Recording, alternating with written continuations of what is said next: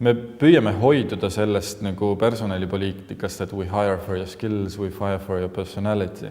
Et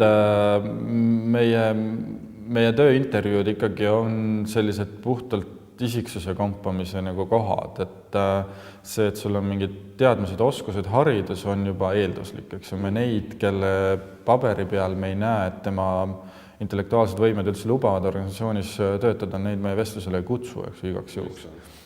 Et me ikkagi kutsume niimoodi paberi pealt hinnatavad inimesed, kes tunduvad võimalikult võrdsed ja nende vahel siis püüame välja valida selle, kes oma iseloomult ja võib-olla ka mentaliteedilt kõige paremini selle organisatsiooni sobib. Enamasti me õnnestume, mõnikord me eksime. Kas ettevõtlikkust hindate? Kindlasti hindame ja meil on sellised juba läbi aasta tegelikult kontrollküsimused ka tööintervjuudel, et näiteks tihti on inimesi, kes on välismaal viibinud, aga meil on ikkagi vaja, et ta tajuks Eesti ühiskonda ja teaks, mis Eesti majanduses toimub ja nii edasi.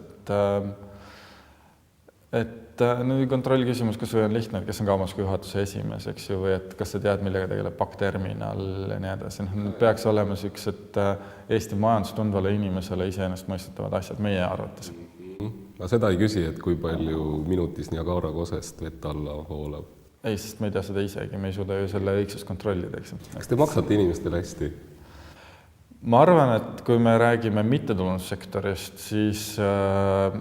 siis mõõdukalt hästi. Kui me räägime konkurentsist nii tegelikult viimasele avaliku sektori kui erasektoriga, siis me seal võistelda ei suuda. Aga me suudame pakkuda kordades huvitavamat tööd. Ja arengut kahtlemata see on. See areng saab olla ka siuke sisemine, eks ju. Meie organisatsioon on suht lame, et siin mingit redelit, mida mööda pürgida ei ole. Ja kui see töö seda tegijat ei kiida, siis on väga raske teda mingise ametiredeliga kiita, eks. Et aga sügavuti oma professioonis minna on selles organisatsioonis täiesti võimalik, jah.